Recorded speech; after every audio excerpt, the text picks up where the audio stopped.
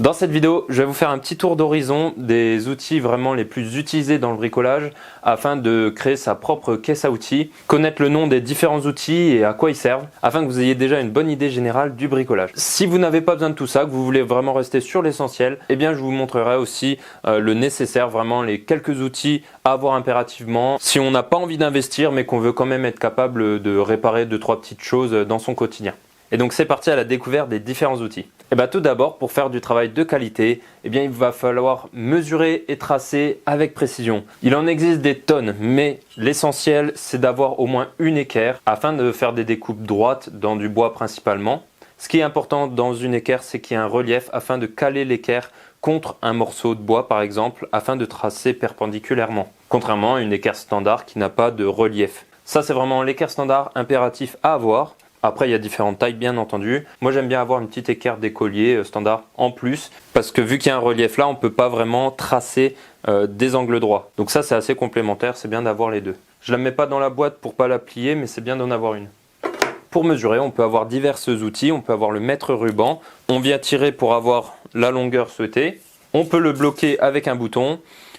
Vu qu'il est incurvé, normalement il se tient comme ça. C'est vraiment important d'en choisir un qui se tient parce que s'il tombait comme ça à chaque fois, c'est la galère parce que des fois vous voulez mesurer un truc en l'air comme ça et donc c'est vraiment bien qu'il puisse se tenir. On peut aussi avoir l'équerre pliable, c'est l'équerre un peu plus ancienne. Je trouve qu'elle est beaucoup plus galère, il y a pas mal de choses qu'on ne peut pas faire avec. J'en ai une juste pour dépanner ou pour l'avoir dans une poche comme ça, ou si je perds mon mètre ou quoi que ce soit, mais sinon c'est pas du tout indispensable. Si vous faites des travaux de menuiserie, donc avec le bois, c'est pas mal d'avoir une règle en métal de précision. C'est beaucoup plus pratique qu'un mètre quand vous voulez faire des tracés précis parce que simplement ça tient tout seul et puis c'est plat. Alors qu'un mètre ruban c'est incurvé, du coup c'est un peu plus galère pour faire des tracés précis. Je la mets pas dans la boîte à outils mais c'est bien d'en avoir une. Ensuite, comment on fait si on veut mesurer la taille d'un tuyau, de quelque chose circulaire? Eh bien on utilise cet objet qui va permettre de mesurer avec précision le diamètre d'un objet. Quand on commence à bricoler, on n'en a pas souvent besoin, mais le jour où on en a besoin, eh ben c'est super pratique. En plus, c'est pas très cher, donc c'est vraiment bien d'en avoir. Donc voilà pour les différents outils de mesure. Et maintenant, les outils pour tracer. Bien entendu, on va avoir les crayons de papier. Alors, on a déjà le traditionnel qu'on peut utiliser dans le bricolage. En général, il faut quand même bien le tailler pour qu'il soit bien précis. Moi, j'aime bien en avoir un petit au cas où, et puis même pour écrire. Mais en général, ce qu'on va utiliser, c'est plutôt un porte-mine et des crayons de maçon ou de charpentier. Tout d'abord, le porte-mine, c'est comme un critérium. Vous avez une mine à l'intérieur, vous clipsez et vous avez la mine qui ressort. Ce qui est important, c'est vraiment d'avoir une mine très pointue afin de faire des tracés précis, puis des découpes précises. Il est plus fin qu'un crayon et ça lui permet d'atteindre des endroits exigus, donc super pratique pour marquer à travers un objet. Et puis on peut même lui mettre des mines de différentes matières ou couleurs en fonction des matériaux. Donc bien entendu, on a les mines de rechange. Ça, c'est vraiment très important si on veut faire du travail de précision. Et puis ensuite, pour tous les travaux grossiers, on va avoir le crayon de maçon. Ça, c'est un crayon qui marque un peu partout, même sur des pierres et tout. C'est vraiment très pratique. Et pour le tailler, on peut simplement prendre un cutter et le tailler comme ceci. Après, il existe aussi des taille-crayons exprès pour ça que j'ai quelque part, que je n'utilise pas. Et puis quand on ne peut pas marquer avec un crayon de papier, eh bien on va utiliser des feutres. Donc ça, ce sont des feutres assez fins qui permettent d'avoir quand même des tracés voyants mais fins. Les feutres, c'est surtout pratique pour marquer le plastique. Et par contre, si on veut marquer du métal, on va avoir une pointe à tracer comme ceci et on va directement marquer le métal. Une petite gomme avec les crayons au cas où. Et puis parfois, c'est bien aussi d'avoir des craies pour faire des petits marquages comme ça, faciles à enlever et qui marquent sur des matériaux qui ne fonctionneraient pas avec ceci. Et pour finir, il ne faut pas oublier le niveau qui permet de faire des choses droites, d'équerre. Le niveau à bulle standard, c'est simplement une barre avec une bulle dedans. Et quand on est parfaitement au milieu, ça veut dire qu'on est niveau. C'est bien d'avoir le niveau vertical, donc là, pour connaître la verticalité d'un objet. Et puis certains niveaux à bulle un peu plus complexes comme celui-ci peut avoir un niveau réglable. Donc ça, c'est génial si on a une pente d'inclinaison et qu'on veut la connaître. On peut simplement régler ceci pour connaître la pente et savoir que là, par exemple, on est à 35 degrés. Si vous achetez un niveau à bulle, c'est bien d'en avoir un aimanté. Comme ça, s'il y a du métal, vous pourrez le laisser à côté de vous au lieu de le reposer par terre. Et aussi parce que quand vous travaillez avec des objets métalliques, vous pouvez simplement le caler contre l'objet et puis tracer, mesurer, percer sans avoir à le porter. Donc ça, c'est vraiment génial. Et puis ensuite, quand on ira sur des grosses rénovations, là, on aura le niveau laser, qui est un objet un peu plus coûteux et un peu plus technique. Ensuite, on va avoir tous les objets pour découper. Alors bien entendu, on a le cutter, qui est vraiment l'outil indispensable pour faire quelque chose dans le bricolage, ne serait-ce que pour ouvrir ces cartons, ces objets ou quoi que ce soit. Il en existe deux différents. Donc le cutter standard comme ceci avec la lame qui peut ressortir loin, et puis aussi le cutter un peu sécurité. Celui-là il permet vraiment de mettre une pression importante sur la lame sans qu'elle casse, alors que celui-là c'est surtout pour être tranchant, hein. Vous pouvez pas mettre trop de force dedans sinon vous risquez de casser la lame. Celui-ci il y a un petit bouton pour changer la lame, hein, et n'oubliez pas d'acheter des lames de rechange, ça se change régulièrement pour des cutters, hein. Dès que ça coupe plus trop, faut les changer, sinon vous allez perdre du temps et puis même ça peut être dangereux en fait parce que vous forcez, et c'est quand vous forcez et faites n'importe quoi que ça peut être dangereux. Et pour celui-ci, comment on change la lame? Et bien en fait il y a des crans et il y a juste avec une pince à casser comme ceci, et là vous avez une nouvelle lame et vous pouvez le faire plusieurs fois, et une fois que vous arrivez au bout, vous changez toute la lame. Alors ce morceau, quand vous le jetez, essayez de le mettre dans du scotch, que ce soit pour vous ou quelqu'un d'autre, ça évitera que quelqu'un se coupe.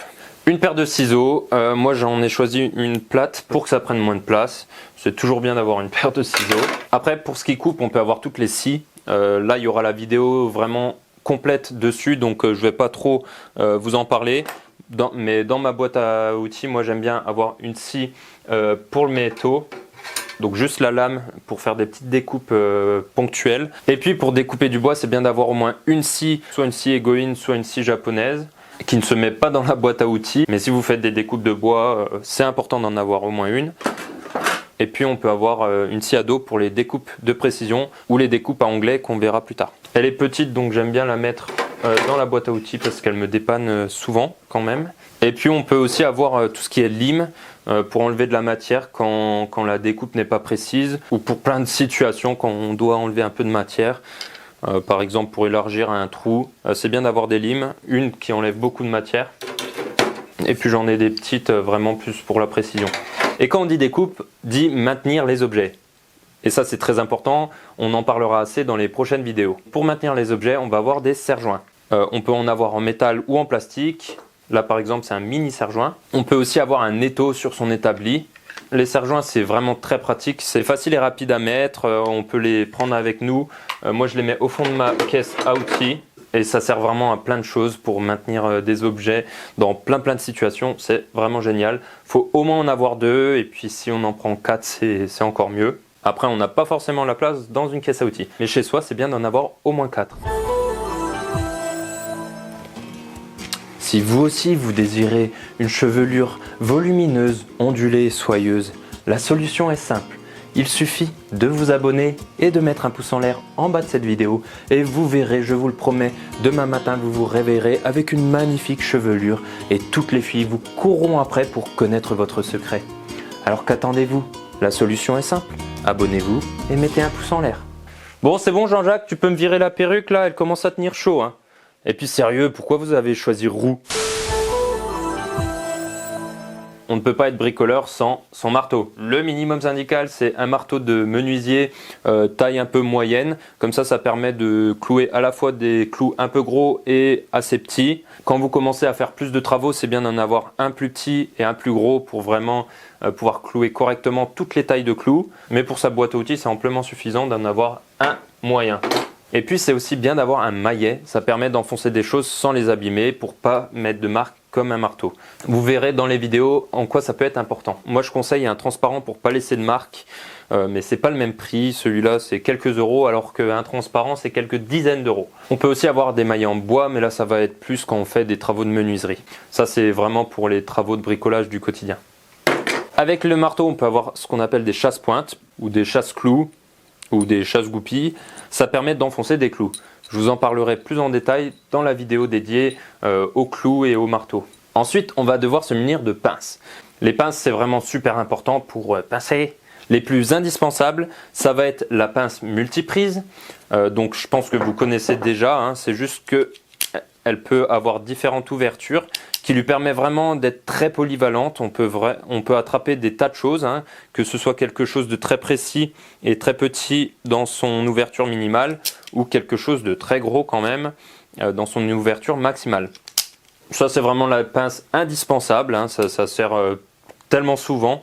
Petite astuce, quand vous en servez, munissez-vous d'un chiffon pour ne pas abîmer ce que vous allez serrer. C'est surtout important quand on fait de la plomberie, quand on veut dévisser quelque chose en métal et qu'on ne veut pas le rayer, eh ben, on va utiliser un chiffon. Ensuite, on va avoir la pince universelle. Donc ça, c'est une pince qui permet à la fois de pincer, de maintenir, de tirer, mais aussi de couper parce qu'elle a une petite tenaille à l'intérieur. C'est pour ça qu'elle est universelle. Ça, c'est vraiment bien d'en avoir une. On peut faire des tas de choses. Après, il y a aussi la tenaille qui permet donc de couper et qui permet aussi d'arracher les clous, comme on verra dans la vidéo sur les marteaux, ou même de retirer des chevilles. C'est vraiment super utile pour arracher des choses parce qu'on va les maintenir comme ceci fermement et après on aura juste à faire effet de levier contre le matériau sans qu'on ait besoin de beaucoup de force. Donc ça, c'est vraiment très pratique. Et puis on aura d'autres styles de pinces. Donc là, la pince coupante qui sert uniquement à couper, hein.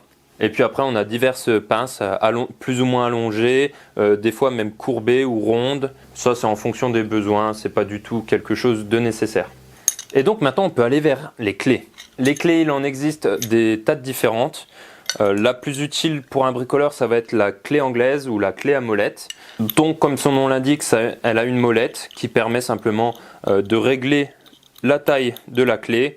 Donc, pour aller aussi bien sur des écrous de 8 que de 15. Faites bien attention parce qu'il y a quand même une limite sur la taille des clés, hein. Donc ça, c'est super pratique quand on veut resserrer des écrous par exemple, mais aussi quand on fait de la plomberie. Pour resserrer un joint de plomberie, ça c'est indispensable.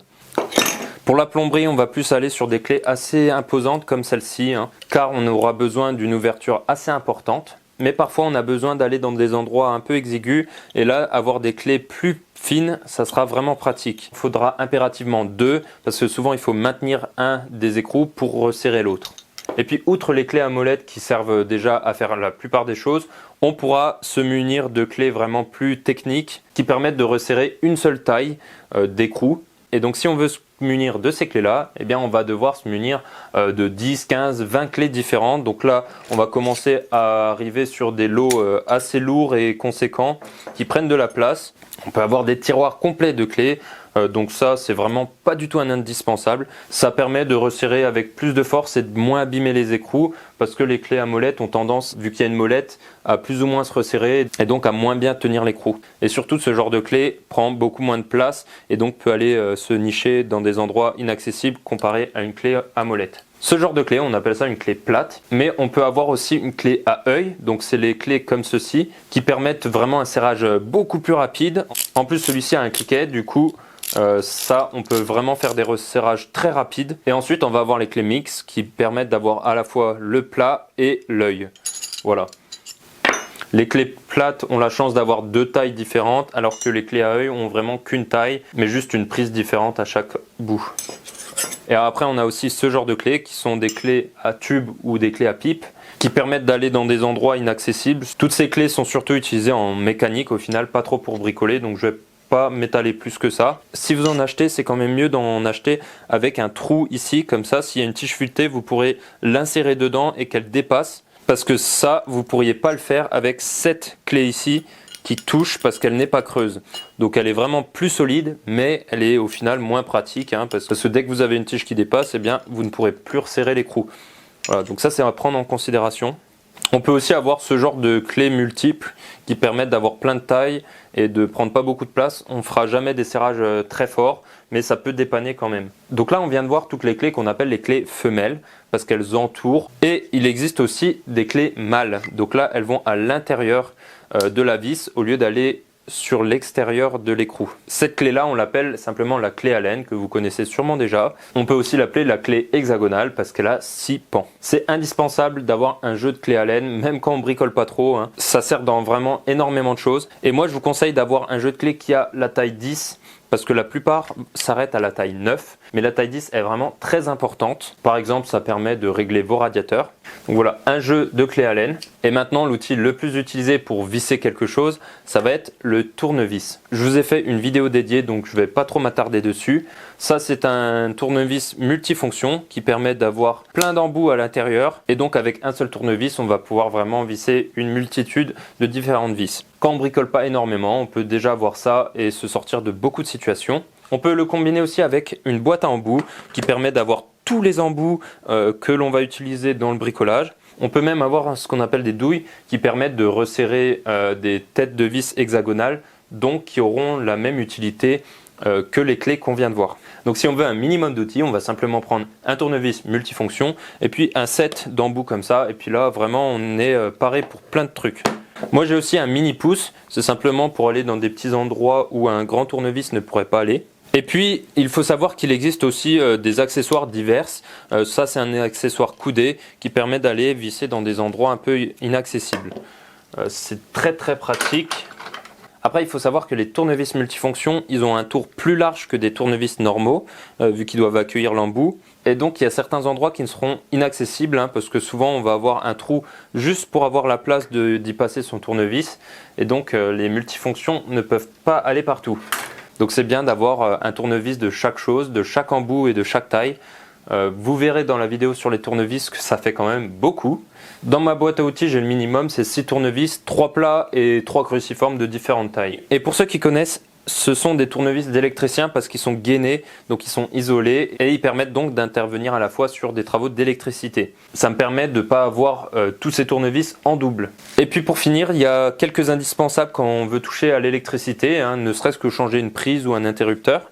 Il faut des tournevis isolés, donc qui ont la gaine ici, qui permettent au cas où il y a un problème de se protéger. Normalement on intervient électricité éteinte de toute façon.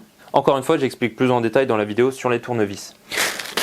J'ai aussi un petit sac avec des dominos pour faire toutes les connexions électriques. Un scotch d'électricien qui permet d'isoler, donc quand on fait des petits raccords ou quoi, ça permet d'isoler et qu'on ne se prenne pas de coups de jus ou quoi que ce soit. Une pince à dénuder, donc qui permet de dénuder des fils, qui permet ensuite de refaire les connexions, hein. Il en existe des tas de différentes, mais ça on le verra dans une autre formation. Des riselants pour attacher je ne sais quoi, c'est toujours bien d'en avoir. Et puis pour finir, on va avoir tous les petits objets en plus. Moi j'ai un burin par exemple, ça peut dépanner hein, pour casser des petits bouts de pierre ou autres morceaux un peu résistants. Après quand je fais de la maçonnerie, j'ai tout un set exprès. Hein. Une sorte de pince à épiler pour aller chercher des trucs dans des endroits un peu particuliers ou simplement des petites choses qu'on n'arrive pas à attraper au doigt. Une brosse avec des poils en métal, ça permet de gratter vraiment puissamment. Celle-là c'est plus du dépannage, hein. Par exemple une petite pièce en métal qui est rouillée, ça permet un peu de la décrasser, puis pour gratter plein de choses différentes quoi. Toujours avoir sa petite brosse à dents hein, pour écurer des petits endroits particuliers, c'est vraiment pratique. J'ai aussi un pinceau qui sert uniquement à nettoyer ou à récurer, hein. C'est pas du tout pour peindre. C'est vraiment voilà, quand on veut nettoyer un petit truc comme ça, un briquet parce qu'on ne sait jamais. Et puis finalement, c'est super important d'avoir ceci, un tournevis gratte-tout. Avec ça, vraiment, vous pouvez en faire ce que vous voulez. Hein. Il est dédié pour récurer des choses, pour être abîmé. Parce que j'en vois plein qui prennent des tournevis neufs pour gratter des choses. D'ailleurs, il y a quelqu'un qui a utilisé un de mes tournevis pour gratter des joints de carrelage.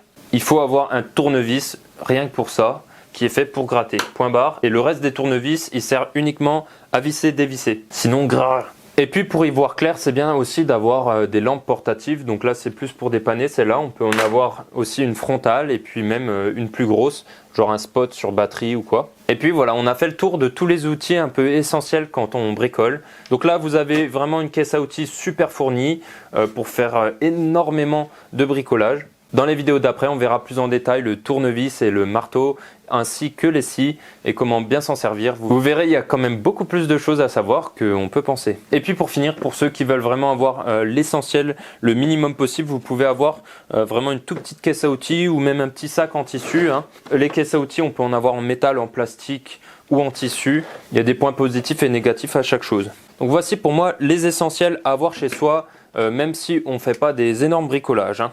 Un mètre ruban d'au moins 3 mètres, le fameux tournevis multifonction, si on veut ouvrir nos possibilités, un set d'embouts, jeu de clés Allen allant jusqu'à 10, la pince multiprise, ça c'est indispensable. En plus c'est bien d'avoir une pince universelle qui permet à la fois de couper et de choper des choses. À choisir, je préfère celle avec un bec long, bien entendu un porte-mine pour tracer, sinon juste un crayon de papier bien taillé. Hein. Un niveau qui fait à la fois le niveau vertical et de préférence si vous pouvez aimanter. Un cutter non négociable, au moins un tournevis d'électricien qui vous permettra au moins de savoir s'il y a du jus dans ce que vous touchez. et qui vous protégera. En petit plus, je pense que c'est bien d'avoir un tournevis plat de bonne qualité avec lequel vous pouvez faire des trucs avec force. Et bien entendu, un marteau de taille intermédiaire. Celui-là, il est un peu petit, mais ça va, vous pourrez déjà faire pas mal de choses avec. Et voilà, vous avez votre petite caisse à outils d'essentiel et vous aurez de quoi dépanner déjà de pas mal de situations.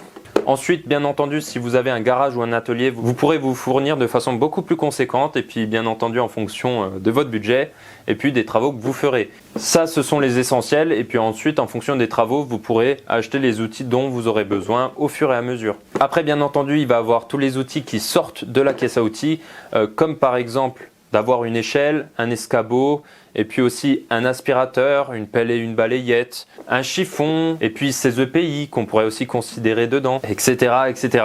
Et puis pour finir, en plus de cette caisse à outils, quand vous commencez à bricoler, ça va être indispensable de se munir d'une visseuse perceuse. Vous aurez une vidéo dédiée à son sujet, vous allez voir, il y a quand même un tas de choses à savoir dessus. Personnellement, c'est l'outil que j'utilise le plus et qui permet même de presque jamais me servir de mes tournevis. Voilà pour le tour d'horizon des outils les plus utilisés dans le bricolage. Et sur ce, je vous dis à très vite, portez-vous bien, ciao!